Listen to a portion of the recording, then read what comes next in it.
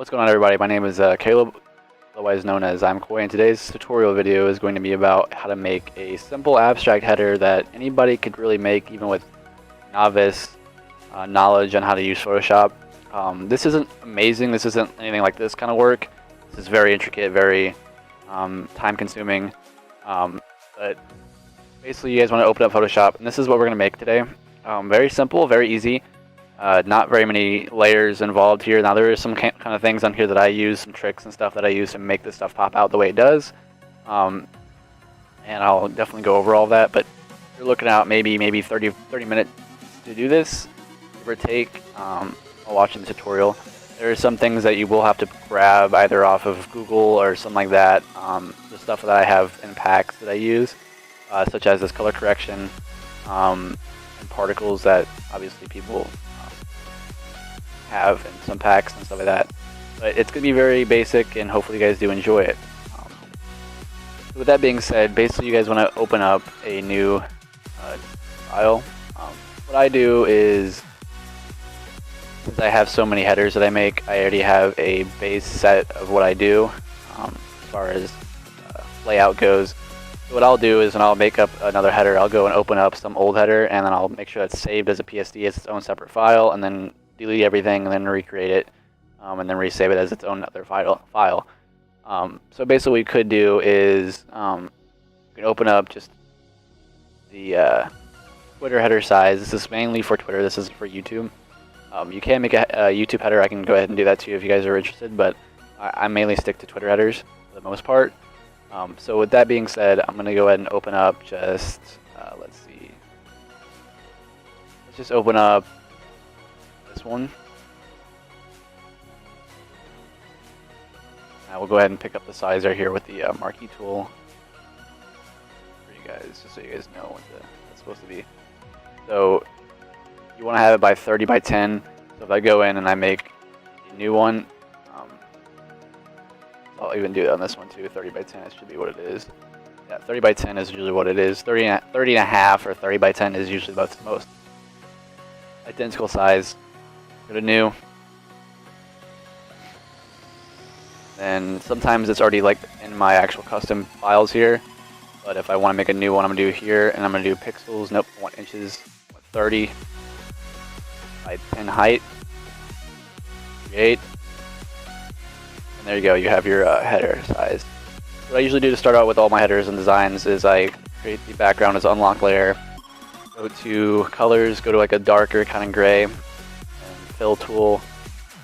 That way I don't know, I like working with darker colors a lot of times, and that's how I usually do my backgrounds. I don't ever work with black very often, even though this design has black in it. We'll go through that here in a second. So with the way I started this off was there was a ton of shapes, and with that being said, it's just squares, and I will layer them side by side as it goes throughout the tutorial. So we'll come back here for reference, give or take some time while we're going through this, that way you guys can see how everything is lining up to the actual final design. So let's go to our new file here, and we're going to start off with these squares. I usually use a pen tool. You can either use a pen tool or a shape tool with the squares. Regardless, I mean, really depends on what you want to use. So what I'll do is I'll go down to the corner, go to the top corner here, and make a square, or a kind of like a rectangle. Okay. A big thing is with the pen tool, you can either use as a path, or you can do a shape, which I usually do shapes because it's a lot faster. We'll do a shape fill of red and a stroke of nothing. So it's just a red block. And then we'll Control J, duplicate it, Control T, move it to the side here, and enter.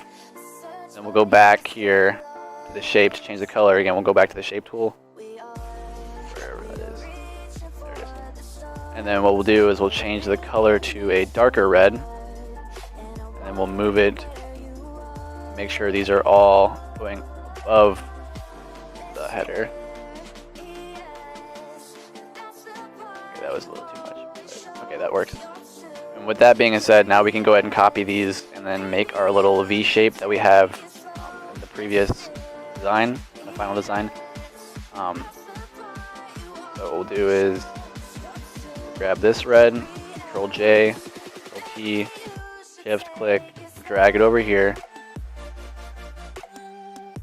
And then I believe I did another dark red square. We'll do that right there. And then what we'll do is we'll move this around to where everything is kind of centered and make sure these layers are the right way. So this one will go under that one. And there you go. That way we have a pretty decently sized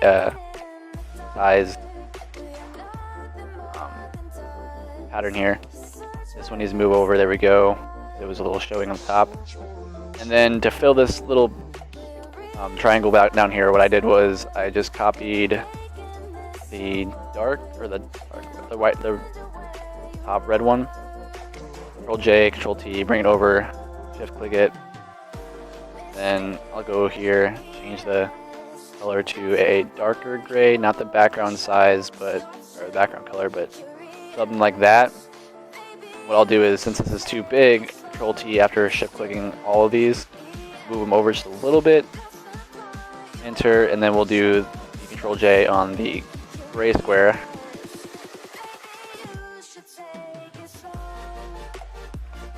Control T again, move it over, shift click, fill up the last bit over here, go back to the shape tool, make it black. Well, you can either go black or like a very darker color like that. And with all of this, now we'll do a shift click. So how I'm doing this is I click top layer, and I shift, click the bottom layer, select all of them, Control J, Control T, right click, flip horizontal, drag it over to here. And it seems like we have a lot more open space. If we go back to the original design here, obviously these things are a lot more. There's more squares here. There's 1, 2, 3, 4.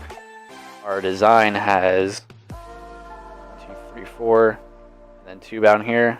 Same as this, 1, 2, 3, 4, 2 down here. You can see over here on this side. So what we're gonna do is fill the gaps here. We'll do 2 white blocks in the middle here. So what we'll do is we'll grab red, bring it over to the other side, shape tool, white, and move that over to where it's lined up to the block. Okay, Control J, Control T, flip horizontal, shift click over the same spot as the other one. That way it's all aligned perfectly. I could be off by I don't know, maybe a centimeter or something like that, but it's hard to tell whenever the thing's completely finished. So with that, you have your background. So what I'll do is I'll go ahead and shift click from the bottom to the top here. That way this isn't all cluttered. Control G, double click, put BG for background, and there you go, we have the background. Now we're going to move on to the filler pieces, which is right here, the triangle, the main triangle. So if I go and I'm actually going to take out one of these color correction packs. It's kind of annoying me. That way I can go back from each design here. Now that we have those, we're going to do the triangle design here. So if I go ahead and remove this logo, which I'm using that as a share space, so that way if you guys want to put your own logo there, that's what you guys can do. I just got to find it. There it is. What we're going to do is a simple little triangle tool. We're going to go ahead and make dark triangle, white triangle, and do dark red, light red, and then we'll go and fill in everything with the colors and make it look like a gradient is on top of all of it. So we'll go back here. What I did with this is I don't have a triangle shape, excuse me. And so what I did was I just go to the pen tool and I just make 3 lines. And then go across. There's my triangle. Make sure it's on shape up here in the top left corner. And then you want your fill to be a gray. So I want to go with a lighter gray than the background. So if I go to something like this, or maybe something even like as dark, we'll do that. We'll go dark like that. Make sure there's no stroke on the dang thing. And then we Control J, Control T. Sorry, no, not Control T yet. So now it looks like there's nothing there, but there's two shapes here. What we'll do to change the color, go back to the shape tool, which is over here on your tool palette. Go back up to the fill and change it to a lighter gray, which I think that should be it. Control T, shift click, the bottom left corner, bring it in a little bit, the other side a little bit. So that way it looks like it's going inward. So it looks like we didn't change the color, so we need to go back and change it again to a different gray. Now, there you go. You'll be able to tell that there's a nice little like indentation almost in the artwork here where the triangle piece is coming out, which is nice. And then we'll do a Control J again, and then shape tool, change that color over. So it looks like we're doing a kind of a light gray. We'll go down to something like 70% gray. Control T, shift click the bottom left corner, a little bit dragged up, right side. And make it aligned for the most part as much as you can. That one looks like it wasn't aligned correctly. There we go. You have that. So if we go back to the main design here, we'll look here, and it looks like we only use 1, 2, 3 gray triangles, but with this one I'm gonna make it a little bit better so you guys can get a better idea of what it looks like. So we'll do this again. We'll Control J, go back to the shape tool. It's very tedious work, but we're gonna change this to the red, or I'm sorry, the white.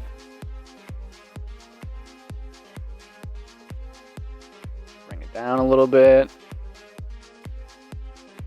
Okay. And then we'll do the same thing again. I know it's tedious, but this is how this stuff comes alive.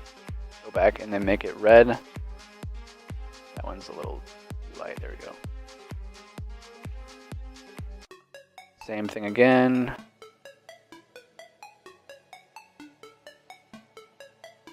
Okay, cool. Now you have this. Now what we're going to do here is we're going to go to blending options, make it have a drop shadow so it looks like it's sticking from it. You can play around with these kind of tools here, make sure it's not too much. Something like that would be way too much.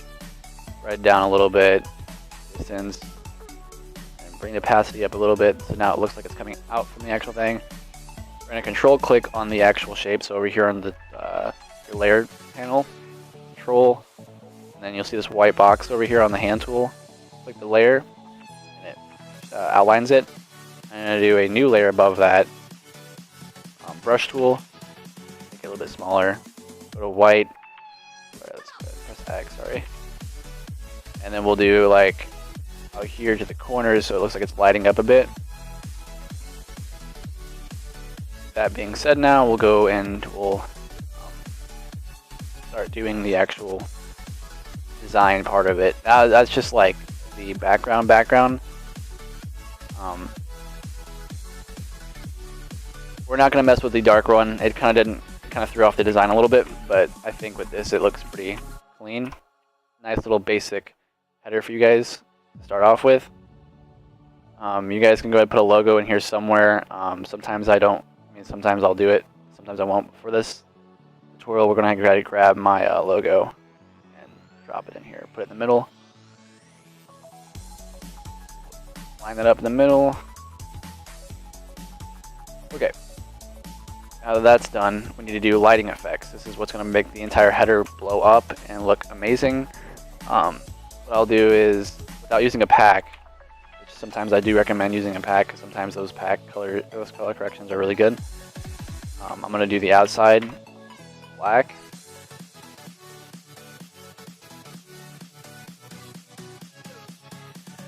Kind of like that. And then the top layer, make another layer, do white. Looks like it's coming spotlight like that. We'll do that, and then make sure the logo has drop shadow, so looks like it's coming above the actual design. And then now we'll do the little straight line things that I did in the other design as well. After all that is said and done. New layer, go to line tool, and then for these I didn't really like try being dead on for, so I'll just kind of like half-assed it kind of. So I want to make that stroke at about 2 pixels. stroke is white, and then we'll just go ahead and Control J, Control T, bring it over to the next one so it's lined up. Same thing again over here. Do it a fourth time. So then you have yourself, looks like it's just looks clean that way. Make our lives a little easier. We'll shift click all of these, and then Control JM, Control T, flip horizontal, flip it over here. Make sure it's all kind of lined up the right way, otherwise it'll look kind of janky. That is probably the most lined up we can get. So we have that. Go back to proximity design. There is a black one in the middle here. These ones don't have the other one right here, but for tutorial's sake, we'll just go ahead and keep those ones. New layer, back to the shape or the line tool. Make it black. And we'll do on the top here.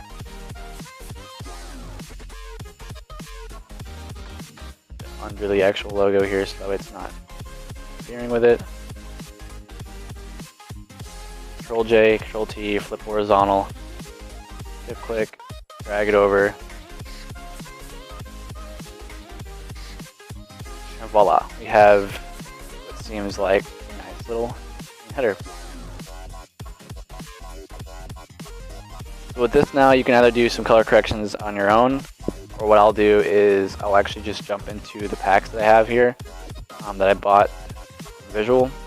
I'm going to grab this one. It's the super dark red. It's not going to really do much, but we'll go over here, drop it in, and it looks like crap right now. So we'll bring it all the way to the top, go into the actual thing here, and then unclick some of these layers here. Click around, make sure there's some of them that are selected.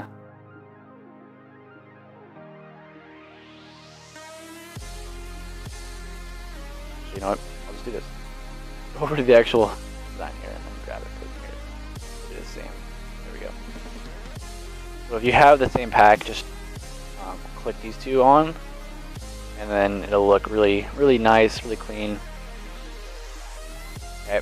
And then now we need to put particles. So since I already have particles in the other PSD as well over here, we're just gonna grab them. Like I said, you guys can grab these off of the internet. It's not hard. Type in particles PNG. Or PNG, and you should be able to find them pretty easily. So we're going to have to move these around a little bit because some of them are overlapping each other. Move this one, Control T it, drag it around, make it look like it's actually in the actual design here. And this one, never go wrong with particles. This is like one of those easy design stuff that everybody uses in Twitter headers. So with that, you have that, and then what we're going to do is we're going to reposition this logo here. So we're going to go to the MQuick, Control T it, make it a little larger, then plop it right here in the middle. You guys can really put whatever the hell you want in this middle area. This is just kind of a test area, just to have something in the middle here so it shows like it's actually a header. Go back in here. There's not much else I did differently with this design as I did with this one. It's just a little bit cleaner. Guys, it's a jump cut for a simple reason. I forgot to do one thing on this header that would make this look a lot better, which I forgot to do in the other one. But so we're gonna erase the clips here. I don't really want it in this design. What we're actually gonna do is a nice little trick that I learned over the years of designing is we're gonna shift click, grab all of this, create a group, and duplicate the group, Control J, Control E, so we merge everything as a layer itself. Control J again, go to filter, and then up here you'll find an other high pass, and then you can play with the radius here, and it looks like crap right now, but what we'll do is we'll go over here to overlay,